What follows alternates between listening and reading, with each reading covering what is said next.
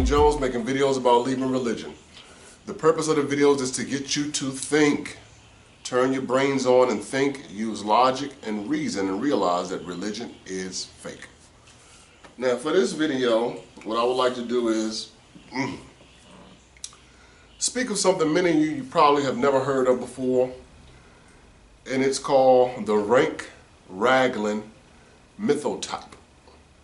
What that is a test that was created by two men at separate times. One of them, did it in 1909. Let me just read the information. I guess it'd be more informative. I was going to use my iPad, but I'm going to go ahead and use my my brand new Note 10 Plus X Pro limited edition. So let me go ahead and do this. All right, and we're speaking in literature when we do this. It's all in literature. It says Otto Rank developed his concept of the mythic hero in his 1909 text, The Myth of the Birth of the Hero, that was based on the Freudian ideas. And it includes a set of 12 traits that are commonly found in hero myth narratives. Lord Raglan, or Baron Raglan, developed his concept of the mythic hero as an archetype based on a ritualistic interpretation of myth in his 1936 book, The Hero, A Study in Tradition, Myth, and Drama. And it's a set of 22 common traits that he said were shared by many heroes in various cultures, myths, and religions throughout history and around the world. All right, Raglan argued that the higher the score, the more likely the figure's biography is mythical. Okay, Raglan did not categorically deny the historicity of the heroes he looked at. Rather, it was their common biographies he considered as non-historical. So, and we know this, of course, Jesus is on this list. As always, I'll say this, when people ask me about Jesus, I'm going to say he's fake. He never existed. And they'll be like, well, historians say that Jesus existed. And when they're talking about a type of person, a person that was a rebel against Rome, had a few followers, got himself crucified. Basically, that's it. But when we're talking about the marvelous, magical Jesus, that's the one I'm talking about. That one didn't exist. That one in the Gospels in the Bible, that one didn't exist. You know what I'm saying? Nobody does this stuff. All right, so, and then we know they wasn't saying Jesus way back then anyway. Walk around hollering Jesus. There's power in the name, but his name wouldn't be Jesus. Y'all will say whatever his name was. If it was power in it, you might just know it. But anyway, let's get back to this. Now, Rank had his 10 myths, or his 10 characteristics, but the one we commonly use, because it's the last one, is Raglan's. And I'm going to read them off to you all, and we'll see what they said Jesus' score was in the end. All right, number 1, mother is a royal virgin.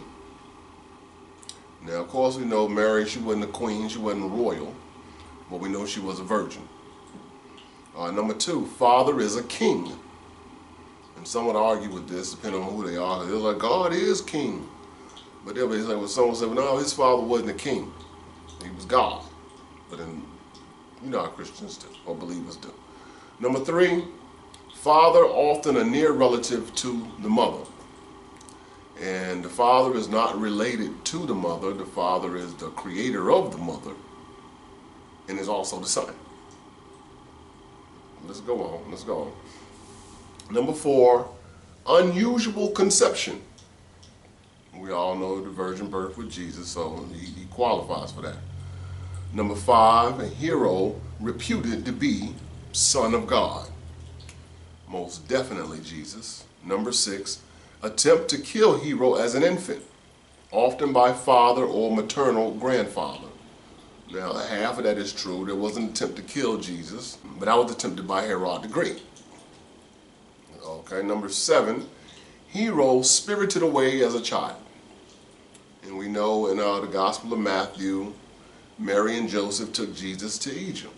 So he qualifies for that. Number 8, reared by foster parents in a far country. Now, Jesus, he didn't qualify for that one. You know, he was with a step-parent and a parent. Number 9, no details of childhood. Jesus qualifies for that. Only story about him in childhood was when he was 12 and he was lost, so they thought, and they found him in the temple. Let's continue. Number 10, returns or goes to future kingdom. Now, I don't know about that one. Returns or goes to future kingdom. We'll see. Number 11 is victor over king, giant, dragon, or wild beast. Well, you know, we know that in this story he's supposed to be victorious over Satan, which they're going to say is a dragon. Number 12, marries a princess, often daughter of predecessor. All right, Jesus doesn't qualify for that one. Number 13, becomes a king. Jesus qualifies for that.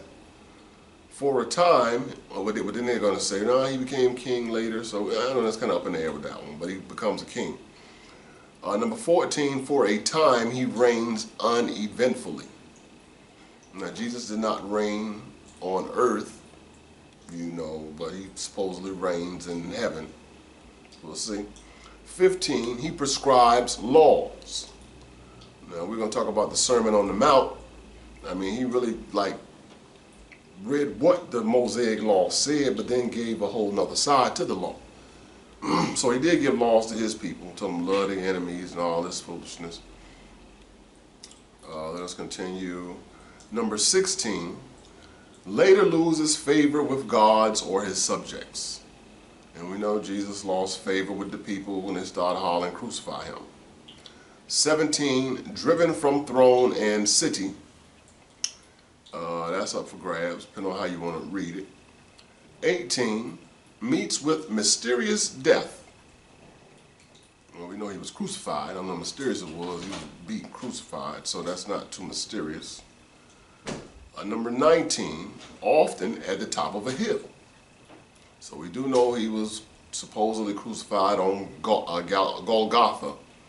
You know, the place of the skull. It was on a hill. He had to carry the cross up the hill. Number 20, his children, if any, do not succeed him. And we don't know if Jesus having any children, and some say he did with Mary Magdalene in another story. And that's where you get the Merovingian line. You know, we've seen that. Number 21, his body is not buried. And Jesus' body was not buried. It was placed in a tomb. Number 22 has one or more holy sepulchres or tombs. And I don't know, he supposedly had the one that I know of. So now Raglan wasn't stupid. He didn't include Jesus on his list of mythical people because it would conflict with his publishers. So he left Jesus off, but people later ranked Jesus for themselves. But the way they ranked some of the other mythical gods, they got Oedipus scored 21 or 22 points. Theseus, 20 points. Romulus, 18 points. Heracles, or Hercules, as some say, 17 points. Perseus, 18 points. Jason, 15 points. Dionysus, 19 points. Apollo, 11 points. Zeus, 15 points. Joseph, 12 points. Moses, 20 points. Elijah, 9 points. And let's get on King Arthur, 19 points. Robin Hood, 13 points. Alexander the Greek, 7 points. So let's go over here and see what they have said about Jesus. Jesus scored a cool 20 points.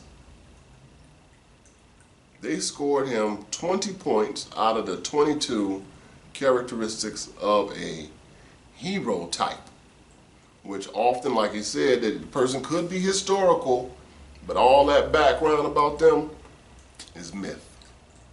And it ain't no secret. We know all that stuff about Jesus is myth. We know ain't nobody born of no virgins. If you born of a virgin, you just, they mama lie. Point blank, she lying. We know Herod the Great tried to kill him, but it's not found in history anywhere. Like I said, Herod the Great is recorded as being a great architect. They even still kissing that wall that he had made for that temple that got knocked down. They still kissing that wall. He did that. Great architect, and he was very ruthless. So he had his own son killed. He killed wives, killed his wives, family members. I mean, he killed everybody. But there's no record of him sending out to kill all 2-year-olds in the land. That's just something that was added in for literature. You know, we know all the exploits of Jesus are fake. You don't turn no water to wine. You don't multiply no fish, no bread, which we know one of those stories is a lie. Because I don't know if y'all familiar with it or not. In John, what is it? Did I even put the new Bible in here? I think I did, but I always keep the Bible app on my phones. I don't even believe it no more, but still have to use it. But in John chapter 4, I believe it is. I'm gonna look. The Gospel of John. I think it's chapter 4. Anyway, it said that the Passover was nigh. And immediately after he did that, they said the Passover was coming up, he went and multiplied the fish in the bread. And the bread was wheat bread, and it said afterward they had all of those baskets full of bread. Which that wouldn't have happened if the Passover was coming up, because the bread was leavened, and the Israelites did not have leavened bread in their camps during any time before Passover.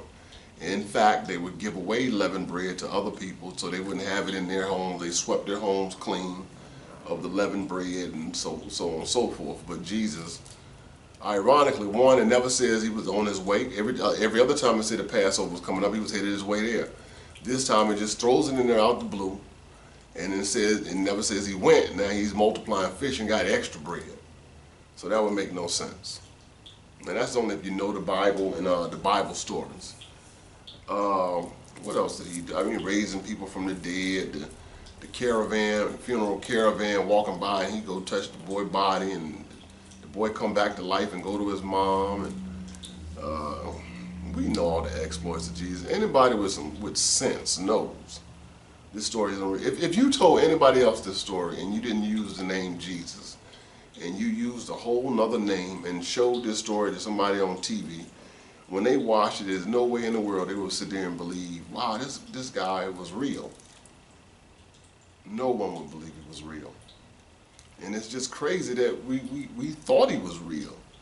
But in all fairness, we were trained from birth to believe this mess, and grown people believed it. And we had all the pastors acting like they had power, and people confirming to us anything good that happened was from God. So we did believe it until our minds one day started working. And we started using logic and reason and realizing that this makes no sense. And like when I talk with the millennials just are not into this. They don't believe it. So I'm Generation X. My kids are most of them Generation Y. And then you got millennials. And the millennials are the ones, I mean, it's just foolishness to them. So church is going to get thin. And with that being said, that means you're going to see more foolishness in church, because they're going to be using the young people music and the dancing and everything, all the gimmicks they've been using to try to get these kids in church. And even though they might be in church, that doesn't mean they believe this mess. People might believe in God, but I don't know about the whole Jesus story. A lot of them are just not believing it. There's no need to believe it. It's foolishness. So we came out of that. So with the Raglan test, I mean, come on now. Anybody out here still thinking Jesus is real? Especially after watching my videos, you still thinking Jesus is real? And I haven't seen anybody prove God yet. Nobody can prove this stuff. And frankly, I kind of get tired of debating with people about it, because it's like, I'm just going to deal with the people who done came out and got some sense. Because I just get so tired of hearing people talking about God. Oh, I don't want to hear it no more. I just don't want to hear it. So, and in other news, matter of fact, I'll put one of my peoples up here, a guy named Jesse Waves, friend of mine, and he got some bomb music on YouTube. I asked him could I use some of it and play one of his songs up here. I'm gonna end up eventually having to do that. And he got some bomb music. He hasn't made that many songs yet, but what he's made is mellow, makes sense, and I like it. So when I get a chance, I am gonna play that for you. I'm gonna put his name on the screen, Jesse, J-E, $2 Waves. All right. So, all right, y'all, I guess for this video, I done wrapped it all up and said what I had to say. Other than that, I'll just be sitting here rambling about what have you.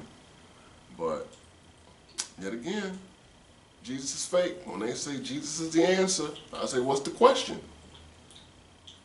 And if the question is, name a fake savior, then yes, Jesus is the answer. All right, y'all, I'm out of here.